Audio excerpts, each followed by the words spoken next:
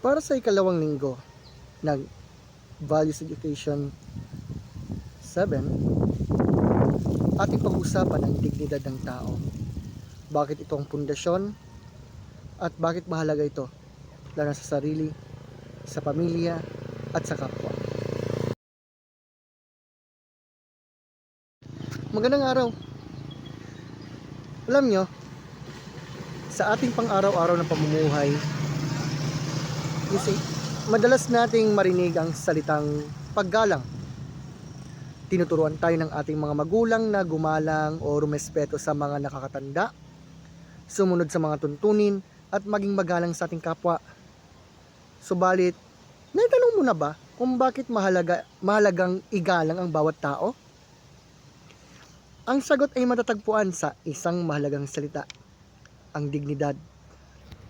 Ang dignidad ay tumutukoy sa likas na halaga at karangalan ng bawat tao. Hindi ito nakabatay sa yaman, katayuan sa buhay, kasikatan o anumang tagumpay. Taglay ito ng mga tao. Taglay ng bawat tao ang dignidad mula pa sa kanyang pagsilang.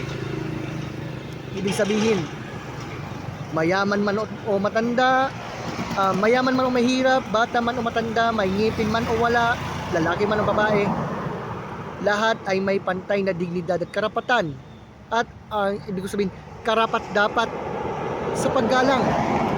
Isipin po ninyo ito mga mag-aral. Kung may kaklase kang hindi gaanong mahusay sa pag-aaral, dapat ba siyang maliitin? Kung mayroon kang kapitbahay na naghihirap sa buhay, dapat ba siyang kutsain? Hindi, sapagkat ang kanilang halaga bilang tao ay hindi nasusukat sa kanilang kakayahan o kalagayan. Tulad mo, sila rin po ay may dignidad na dapat igalang. Sa buong mundo, kinikilala ang kahalagahan ng dignidad ng tao. Kaya nga sa Universal Declaration of Human Rights, ipinapahayag na ang lahat ng tao ay isinilang na malaya at pantay-pantay sa karangalan at mga karapatan. Ipinapakita nito na ang bawat tao ay may halaga at nararapat tratuhin ng may respeto. Pero paano natin maipapakita ang pagkilala sa dignidad? Una, sa pamamagitan ng paggalang sa sarili. Ang taong may paggalang sa sarili, inaalagaan ang kanyang katawan, pag-aaral, kinabukasan. Hindi po niya hinahayaang masira ang kanyang dangal sa paggawa ng masama.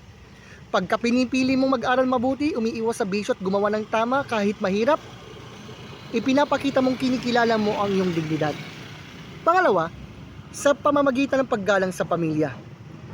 Ang pamilya ang unang lugar kung saan natututuhan natin ang pagmamahal at paggalang. Pag nakikinig tayo sa ating mga parents, tumutulong sa mga gawaing bahay, nagpapakita ng malasakit sa ating mga kapatid, well, you see, kinikilala natin ang dignidad ng bawat miyembro ng pamilya. Naging matatag ang samahan pag may respeto at pagpapahalaga. Ikatlo, sa pamamagitan ng paggalang sa kapwa. So, pinapakita ito sa simpleng pakikinig sa kanilang saloobin, pagiging mabait, pagtulong sa mga nangangailangan at pag-iwas sa diskriminasyon o paghuhusga. Hindi natin kailangang magkapareho ng opinyon para magbigay ng paggalang. Ang mahalaga, kinikilala natin ang kanilang halaga bilang tao. Isang magandang halimbawa nito ay ang buhay ni Mother Teresa.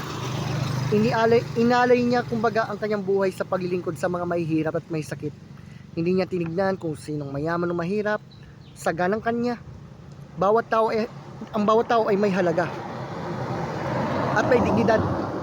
Dahil dito, siya ay naging inspirasyon sa milyon-milyong mga tao sa mundo. Ngayon, pag kinikilala natin ang dignidad ng tao, mas nagiging maayos ang ating pakikitungo sa iba. Tayo ay natututong maging mapagpakumbaba, maunawain at mapagmahal. At syempre, nababawasan ang alitan at lumalakas ang pagkakaisa sa tahanan at sa komunidad. Kaya, mga mag-aaral, ang tunay na paggalang ay hindi lamang nakikita sa magagalang na salita. Bagamat mahalaga yung po at opo subalit ang punto, Ang tunay na paggalang ay makikita sa ating mga kilos, desisyon, at paraan ng pakikitungo sa iba. Ang bawat tao na iyong nakakasalamuha ay may dignidad na dapat pahalagahan. Kaya sa aralin ito, tanongin natin ang ating sarili. Paano ko maipapakita ang paggalang sa aking sarili? Paano ko mapahalagahan ang aking pamilya? Paano ko maipapakita ang pagkilala sa dignidad ng aking kapwa? Dahil tandaan natin mga kaibigan at lalo sa mga mag-aaral, bawat tao ay may likas na dignidad. Kapag ka iginagalang natin ang dignidad ng sarili, ng kapwa, ng pamilya, nagiging mas mabuti tayong tao at nakatutulong sa pagbuo ng isang makatarungan, mapayapa at mapagmahal na lipunan. Magandang araw, maraming salamat. Kita-kits sa susunod na episode ng ating Educational Time.